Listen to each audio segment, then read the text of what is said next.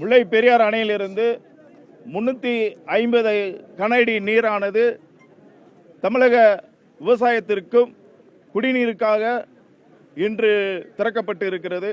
இது கிட்டத்தட்ட 55 நாட்களுக்கு முன்னதாக திறக்கப்பட்டு இருக்க வேண்டும். போதிய மழை இல்லாத காரணத்தினால் பாசனத்துக்காக நம்ம 55 நாள் கழித்து திறந்திருக்கின்றோம். ஆமாம், இந்த மழையினால விவசாயத்துக்கு ரொம்ப பாதிப்பு, வெஜிடபிளுக்கு காய்கறிக்கெல்லாம் ரொம்ப பாதிப்பு. முல்லை பெரியார் அணையிலேருந்து வரக்கூடிய தண்ணீரில் நாங்கள் விவசாயம் செஞ்சு கேரளாவுக்கு அது வெஜிடபிளாகவும் அரியாகவும் மில்காகவும் இறைச்சியாகவும் புருஷாகவும் நாங்கள் கொடுத்துக்கிட்டு இருக்கோம். தமிழ்நாடு வந்து கேரளா வந்து நீரை பெற்று நாங்கள் திரும்ப உங்களுக்கு என்னவா கொடுக்குறோம், வெஜிடபிளாகவும் பச்சைக்கறியாகவும் மலைக்கறியாகவும் புருஷாகவும் பாலாகவும் இறைச்சியாகவும் நாங்கள் கொடுத்துக்கிட்டு இருக்கோம். அது கொஞ்சம் தண்ணி கிடைக்காதனால கொஞ்சம் டிலே ஆகிருக்கு. இருந்தாலும் கண்டினியூ மழையினால் விவசாயம் நல்லா இருக்கும் அப்படின்னு நினைக்கிறேன் நான்.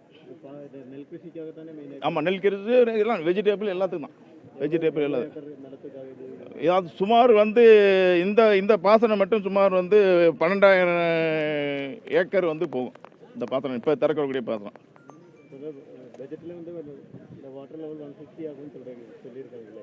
ஆமாம், வாட்டர் கூட்டணும்ல, வாட்டர் கூட்டணும், விவசாயத்துக்கு கூடுதல் நீரை பெற்றுக் கொடுக்கணும். இப்போ கேரளாவை பொறுத்த வரைக்கும் என்னன்னா, முல்லை பெரியார் அணையில் நீர்பிடிப்பில் ஆக்கிரமிப்பு ஏகப்பட்ட ஆக்கிரமிப்பு இருக்குது. ஹோட்டலு ரிசார்ட்டு ஆக்கிரமிப்பு ஏகப்பட்ட ஆக்கிரமிப்பு இருக்குது.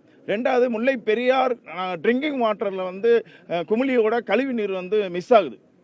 அது எங்கன்னா இப்போ கேரளா மக்கள் அதை சம்மதிக்குமா? தமிழ்நாட்டுக்கு கொடுக்குற தண்ணீர் நல்ல தண்ணியாக கொடுக்கணும்.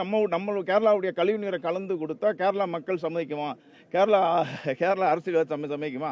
அந்த நீரில் அந்த வாட்டரில் தான் உங்களுக்கு திரும்ப நாங்கள் அதில் வெஜிடபிள் அதில் உண்டாக்கி கொடுக்குறோம், அதில் புருஷனை உண்டாக்கிறோம். நீங்கள் கழிவு நீரை கொடுக்குறப்ப நாங்கள் உங்களுக்கு சுத்தமான காய்கறியை வெஜிடபிளை எப்படி கொடுக்க முடியும்? அதனால் ஹெல்ப்பை கேரளா கவர்மெண்ட்டு ஆலோசித்து ஹெல்ப்பை இந்த கழிவு நீரை முல்லை பெரியார் குடிநீரில் கலக்கம் நோக்கணும். இரண்டு கவர்மெண்ட்டுமே சம்சாரிச்சுக்கிட்டு இருக்கு. கேரளா மக்களும் தமிழக மக்களுக்காக குரல் கொடுக்கணும், கேரளா மீடியாவும் குரல் கொடுக்கணும்.